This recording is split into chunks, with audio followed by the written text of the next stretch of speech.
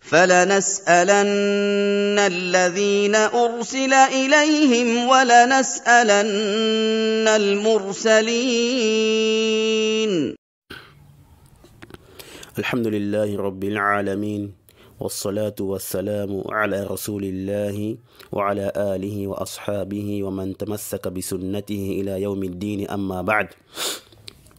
Alors on poursuit notre explication d'Al-Mandoumah al-Bayqouniyya sur la science des terminologies de hadith. Et ceci est le cours numéro 33. L'auteur Al-Bayqouni, il dit dans la première partie du vers 18 وَالْمُعْضَلُ السَّاقِطُ مِنْهُ اثْنَانِ وَالْمُعْضَلُ السَّاقِطُ مِنْهُ اثْنَانِ. L'auteur nous dit ici, le récit dit mu'dal est celui dans lequel deux sont omis. Le récit dit mu'dal est celui dans lequel deux sont omis.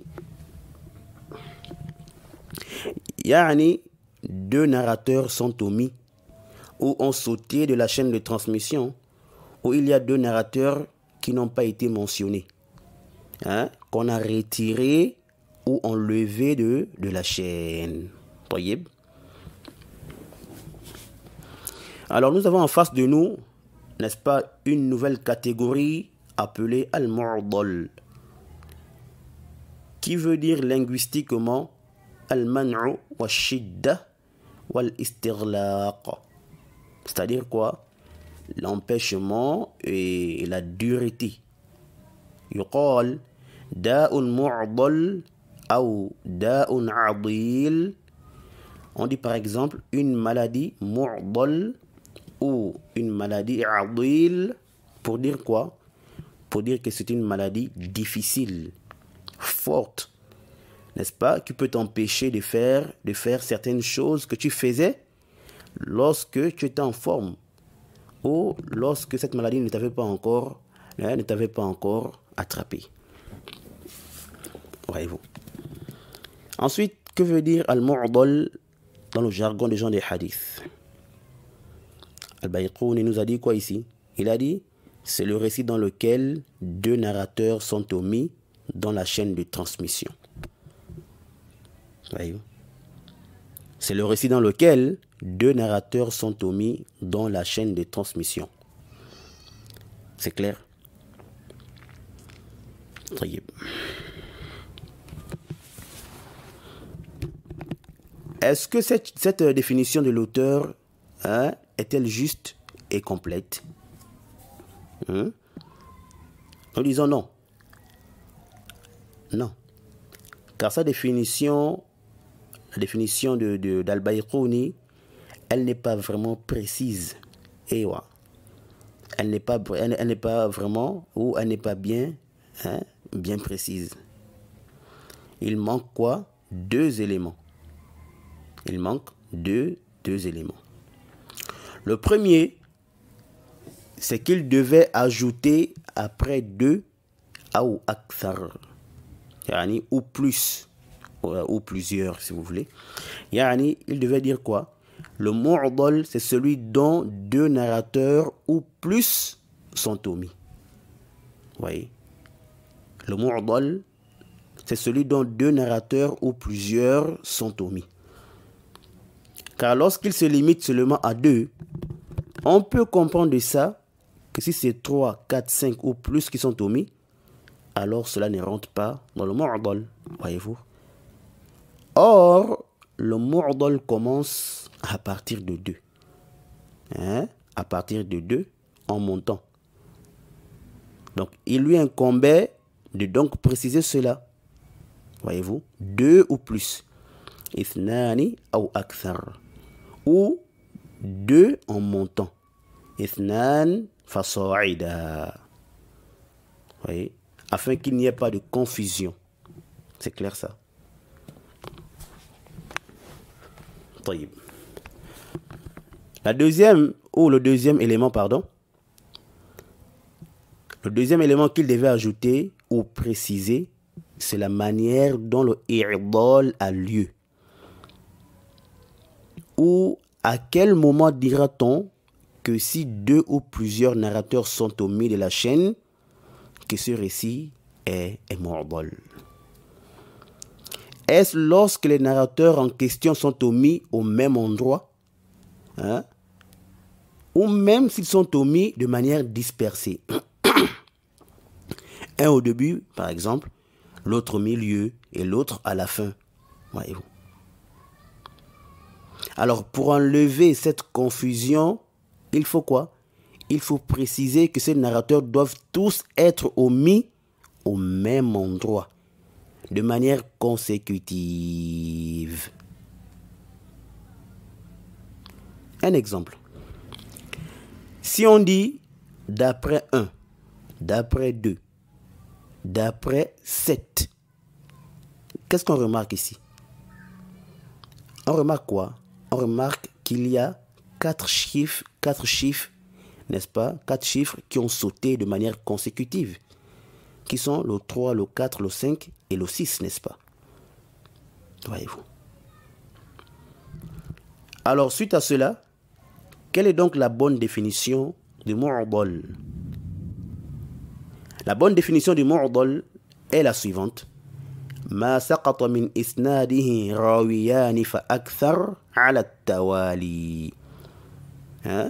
ما سقط من إسناده راويان ما سقط من إسناده راويان فأكثر على التوالي. Le mu'dal, c'est celui dont 2 ou plusieurs narrateurs sont omis successivement dans la chaîne de transmission. Voyez-vous? C'est quoi le mu'dal? C'est celui dont 2 ou plusieurs narrateurs sont omis successivement dans la chaîne de transmission. Voici donc quoi la définition exacte ou la définition juste du mu'dal. Comme l'ont rappelé Al-Iraqi, Ibn Hajar As-Suyuti et bien d'autres. Et c'est à cela qu'on fait allusion, n'est-ce pas, lorsqu'on parle du mu'dal dans les livres de Mustalah. Surtout, n'est-ce pas, chez les muta'akhiroun. Bien. Quelqu'un peut dire ici, vous avez dit que le mursal se situe à la fin de la chaîne et que le munqati' se situe au milieu de la chaîne et que le mu'allaq qu'on a vu en bref se situe au début de la chaîne. Mais le mu'dal se situe où? Taïb. Réponse à cette inquiétude, nous disons quoi? Que le mu'dal n'a pas d'endroit fixe.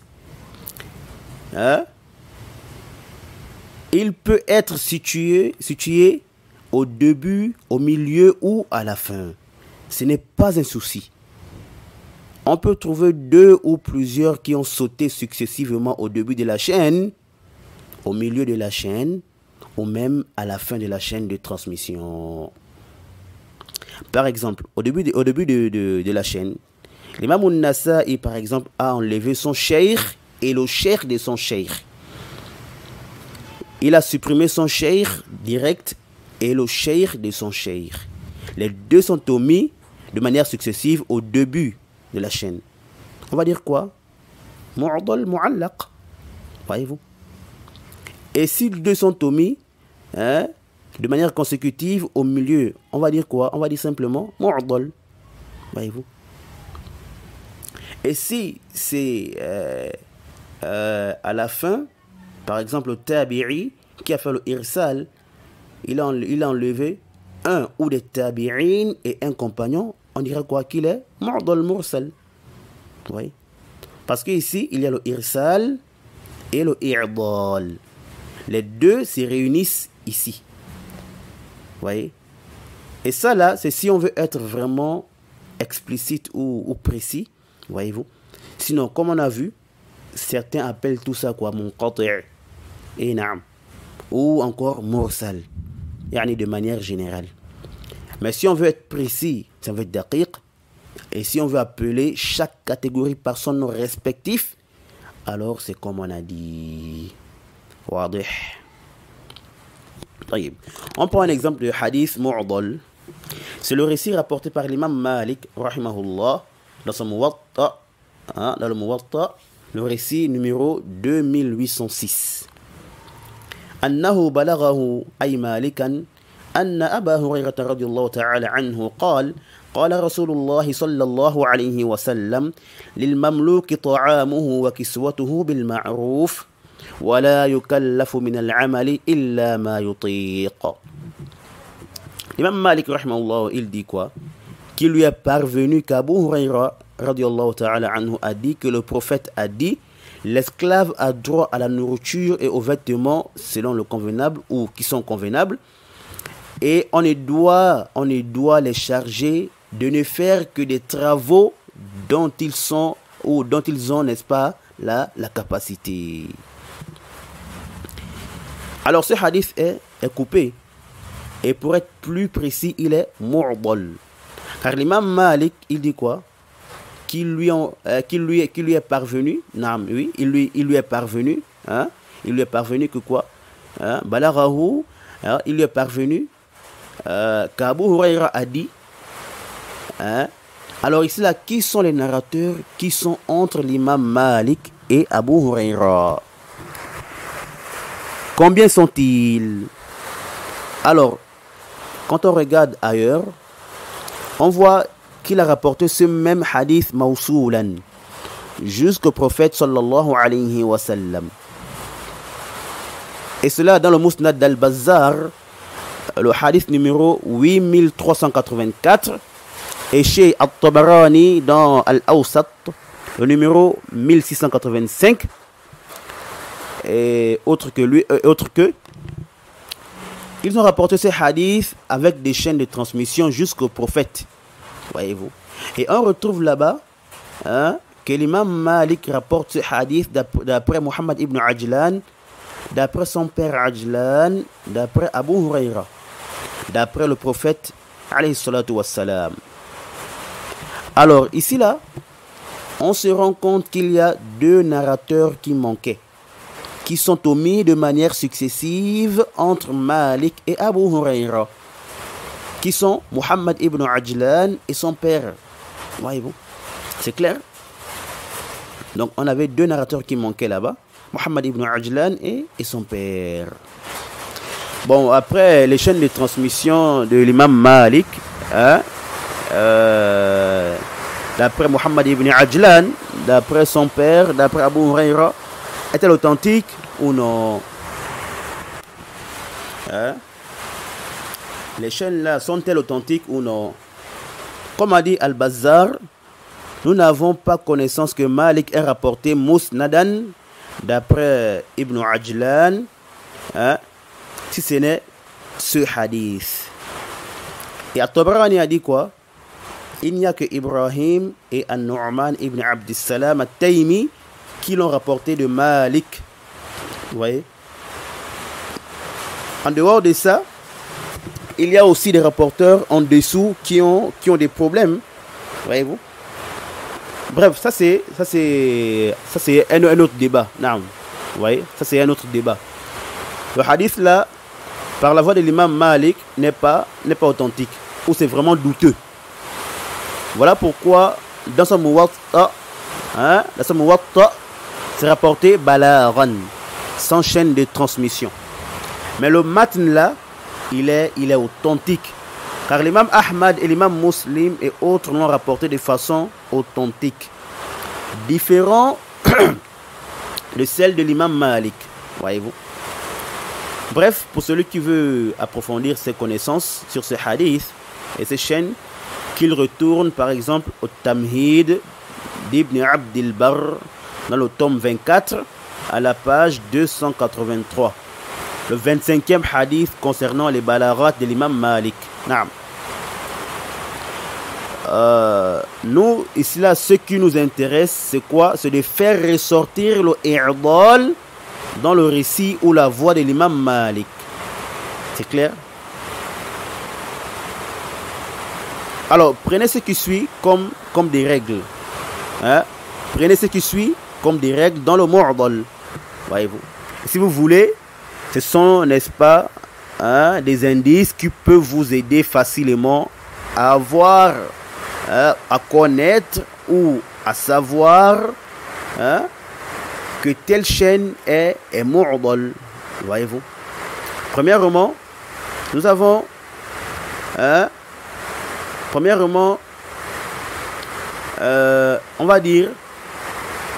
on va dire toute chaîne de transmission dans laquelle tu vois qu'un narrateur a omis son cheikh et le cheikh de son cheikh, son professeur et le professeur de son professeur. Voyez-vous? Donc il a omis les deux à la fois. Alors sache que ceci est mu'dal. Deuxièmement, tout tabi'u tabi'i qui rapporte directement du prophète, alors ceci est aussi mu'dal. Naam. Parce que la base c'est quoi? C'est que le tabi'u tabi'i rapporte d'après le tabi'i, d'après le compagnon, d'après le prophète sallallahu alayhi wa sallam. Donc il y a au minimum quoi? Deux narrateurs entre le tabi'u tabi'i et le prophète. Voyez-vous? Et il peut avoir plusieurs, plus de deux. Voyez-vous? Mais il ne peut pas avoir moins de deux personnes entre le tabi'u tabi'i.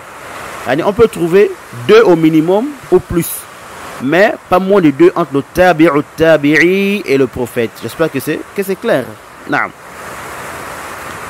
Bon, ça c'est juste des exemples. Hein. On a encore plusieurs exemples ou plusieurs indices. Voyez-vous. Pour ceux qui viennent par exemple après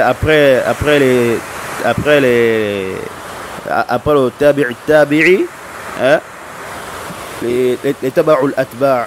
Naam.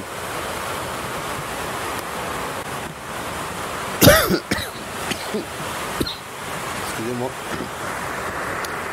Alors, désolé, vous allez remarquer qu'il y a le bruit. Alors, il pleut ici. J'espère que, Inch'Allah, ce qu'on dit est audible. Non. Alors, nous avons une autre forme de mu'dal. On va aller un peu plus rapidement. Donc, je disais, nous avons une autre forme de mu'dal qui est un peu complexe. Vous voyez? Bon, je ne sais même pas s'il faut le mentionner ou pas. Mais bon, qu'à cela ne tienne, on va quand même le mentionner. Celui qui a pu comprendre, Fabiha wa ni'mat, et celui qui ne comprend pas, ce n'est pas trop grave pour le débutant dans cette science. Qu'il sache seulement que même dans cette forme, c'est deux personnes au minimum qui manquent. Mais ici là, y compris le prophète lui-même, sallallahu alayhi wa sallam. Donc il va manquer quoi? Il va manquer dans cette forme là le compagnon et le prophète. An-Nawawi rahimahullah ta'ala dans le Taqrib, bon, la référence que je vais donner ici là, c'est le Taqrib combiné avec son explication Tadrib al-Rawi d'As-Suyuti. Naam. Dans le tome 1 à la page 327. Et à la base c'est la parole de Ibn Salah. Naam. Alors, An-Nawawi dit quoi? Il dit إذا روى تابع التابعي عن تابعي حديثا وقفه عليه وهو عند ذلك التابعي مرفوع متصل فهو معضل. نعم. An-Nawawi dit, bon, on va directement éclaircir sa parole avec des exemples. نعم. On va aller un peu plus vite, Inch'Allah. نعم. Il dit, et si le tabi'u tabi'i rapporte d'après un tabi'i un hadith qui l'arrête à ce tabi'i. Et si le tabi'u tabi'i rapporte d'après un tabi'i un hadith qui l'arrête à ce tabi'i. On prend un exemple. Un tabi'u tabi'i, l'imam Malik par exemple, qui rapporte d'un tabi'i qui est par exemple Nafi'. Et l'imam Malik, lorsqu'il rapporte ce récit, il fait quoi? Il attribue le matn à Nafi'. Donc il arrête le récit à Nafi'. Que Nafi' a dit ou a fait telle chose. Voyez. Donc le matn est mawqoufun ala Nafi' min riwayat Malik. Voyez. Il a arrêté à Nafi'. Jusque là c'est clair. Hello. An-Nawawi poursuit en disant, alors que ce matn, ce texte, le tabi'i qui est Nafi', ici dans l'exemple, l'a rapporté marfou'an muttasila. il a rapporté de manière rattachée jusqu'au prophète. An-Nawawi dit quoi? Ceci est mu'dal. Aïe, c'est une forme de i'dal. Voyez-vous? Est-ce que vous avez compris ça? Je ne sais pas si c'est clair. C'est-à-dire quoi? On a un hadith que Nafi', qui est un tabi'i, rapporte par exemple, n'est-ce pas? Il y a un hadith que Nafi', qui est un tabi'i, rapporte. Et Malik, qui est tabi'u tabi'i, le rapporte de Nafi' en l'arrêtant à qui? À Nafi'. C'est clair? Alors que ce même récit-là, que Malik a arrêté à Nafi', Nafi' le rapporte d'Ibn Omar d'après le prophète sallallahu alayhi wa sallam. Voyez-vous? Donc une autre voie d'après le même Nafi' jusqu'au prophète. Il dit quoi? Il dit que c'est ça le mu'dal. Pourquoi mu'dal? Parce qu'en réalité le hadith il est marfou' et non mawqouf à Nafi'. Mais c'est Malik qui l'a arrêté à Nafi'. Alors il a fait quoi? Il a supprimé le compagnon Ibn Omar et le prophète pour l'arrêter à Nafi'. C'est clair? طيب لقد جوده واستحسنه ابن الصلاح. Et نعم, Ibn Salah, il a apprécié cette forme et il a dit qu'elle est bonne. Et il a même dit quoi? Que cette forme de i'dal est plus en droit d'être appelée mu'dal. Elle mérite plus le nom mu'dal que d'autres formes. Et Al-Hakim l'a également mentionné dans son livre Ma'rifatu Ulumi al-Hadith. Et As-Suyuti l'a mis dans son Alfiyya en disant quoi? ومنه حذف صاحب والمصطفى ومتنه بالتابع وقفا. ومنه حذف صاحب والمصطفى ومتنه بالتابع وقفا. Voyez-vous, As-Suyuti dit dans ces vers, fait partie du mu'dal le fait qu'on efface le compagnon et le prophète et on arrête le matn au tabi'i. Voyez-vous, ce vers-là résume tout ce qu'on a dit. Bon, même s'il manque certaines choses. Non. Ensuite, As-Suyuti, dans le Tadrib al-Rawi, il a mentionné qu'Ibn Hajar a conditionné cela par deux conditions. Il a dit ثم رأيت عن شيخ الإسلام أن لما ذكره ابن الصلاح شرطين أحدهما أن يكون مما يجوز نسبته إلى غير النبي صلى الله عليه وسلم فإن لم يكن فمرسل. As-Suyuti dit, puis j'ai vu du Cheikh l'Islam, yani Ibn Hajar, mettre deux conditions par rapport à ce qu'on a mentionné, ou par rapport à ce qu'a mentionné Ibn Salah. Il dit, l'une d'entre elles est qu'il faudrait que cela soit dans des choses dont il est permis d'attribuer à autre que le prophète. Sinon, on dira que le récit est mursal. Voyez-vous? Yani, non, et non mu'dal. C'est-à-dire quoi? Que la parole du prophète que le tabi'i a arrêté au tabi'i doit être quoi? Une chose qu'on peut dire par exemple par ijtihad. Ça ne doit pas être, n'est-ce pas, des choses, par exemple de la science de l'invisible. Yani ce qu'on ne peut connaître que si le prophète nous l'a mentionné. Car si tel est le cas, on va dire quoi? On va dire qu'il est impossible que le tabi'i le dise. Voyez-vous? Il est impossible que le tabi'i le dise de lui-même. Non. Donc il a forcément pris d'un récit du prophète. Donc ce hadith sera jugé mursal et non mu'dal. Parce que ici, c'est clair que cette parole-là ne vient pas de lui-même, le tabi'i. As-Suyuti dit, الثاني أن يروى مسندا من طريق ذلك الذي وقف عليه فإن لم يكن فموقوف لا معضل لاحتمال أنه قاله من عنده فلم يتحقق شرط التسمية من سقوط اثنين. Excusez-moi. As-Suyuti mentionne la deuxième condition qu'a mentionné Ibn Hajar en disant la deuxième est que le récit en question doit être rapporté avec une chaîne de transmission jusqu'au prophète par la voix du même tabi'i sur qui le récit s'est arrêté. Si tel n'est pas le cas, alors le récit est donc mawqouf, arrêté sur le tabi'i et non mu'dal.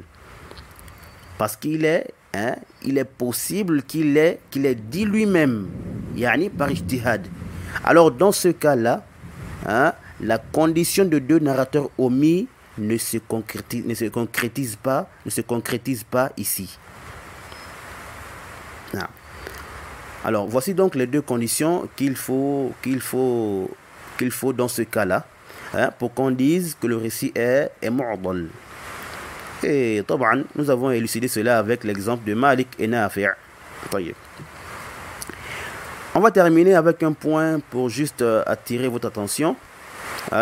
C'est le fait que certains gens de hadith parmi les anciens utilisaient le mot mu'dal. Pourquoi? Pour désigner autre chose qui n'a rien à voir avec ce que nous avons vu comme définition de mu'dal. Naam. Ils emploient le mu'dal pour désigner autre chose.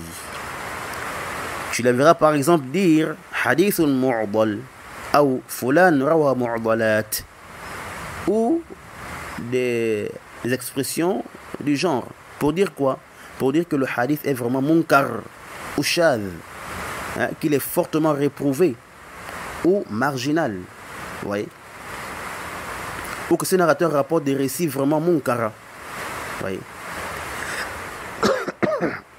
Excusez-moi. Ici, c'est pour juste attirer, n'est-ce pas, votre attention. Lorsque vous voyez un ancien parmi les muhaddithoun utiliser ce terme-là, il ne faut pas vous précipiter, ya ikhwa. Cherchez à d'abord savoir, est-ce qu'il l'a utilisé dans le sens de la définition de mu'dal qui est connue, ou l'a-t-il utilisé dans un autre sens? Vous voyez? Faites attention. Pour celui qui veut plus de détails, alors qu'il retourne dans le Nukat d'Ibn Hajar, il l'a mentionné. Donc je disais, pour celui qui veut plus de détails, qu'il retourne, n'est-ce pas, dans le Nukat d'Ibn Hajar, il a mentionné là-bas. Bon, on va se limiter, se contenter de ça. Concernant le mu'dal, il y a certaines masaïl relatives au mu'dal qu'on a laissé expressément, et cela pour respecter, n'est-ce pas, notre charte, notre condition dans ce charh. Donc le prochain cours, bi'idhnillahi ta'ala, on va commencer avec l'explication des mudallas, qui est un chapitre, n'est-ce pas, très intéressant et très important à connaître dans cette science, la science de hadith. Qu'Allah Jalla wa Ala nous facilite l'explication complète de ces magnifiques poèmes. Innahu waliyyu dhalik wal qadiru alayhi. Wa subhanaka Allahumma wa bihamdik ashhadu an la ilaha illa ant astaghfiruka wa atubu ilayk.